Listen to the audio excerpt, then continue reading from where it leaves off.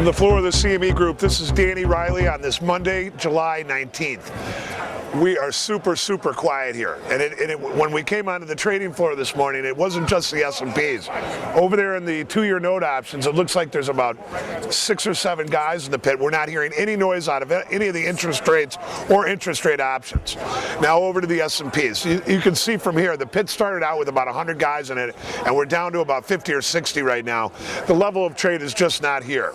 Now, if you're going to be, we're going to give you a couple stats. Mutual Fund Monday has been up 35 of the last 43 occasions.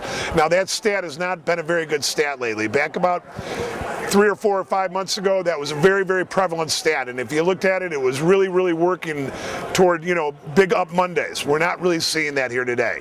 The stats for the Monday after the July expiration show it as a down day, so we're getting kind of a push and pull kind of trade here, but there's really not much of anything to key off of. As we go into the latter parts of the day, we kind of think the market may remain a little bit on the weak side.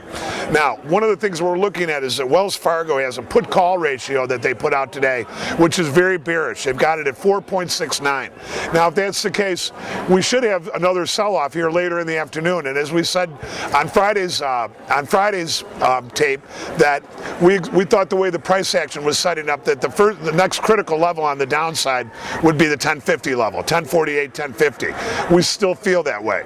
Now, if the market starts to short cover a little bit here in the later parts of the afternoon, hey, you know what, that bet would be off. But the way that things are set up right now, the S&P is unchanged right now. It's down 0.10 cents, unchanged, nothing here, you know what I mean? So the other part of what we're looking at is volumes. We came in with 220,000 minis traded before the open. We've got just a little bit over 1 million minis traded, so thus we've got about 800,000 minis traded there. And the big contract, we've got about 7,000 traded in the pit. I think that sounds like a little high for what we've been seeing coming out of there this morning. There were only a few players off the open. Nobody really stuck out. Goldman was a small seller. UBS was a small buyer. As far as the S&P option trade, we've got about 18,000 options traded. We've got 3,000 calls and 15,000 puts traded.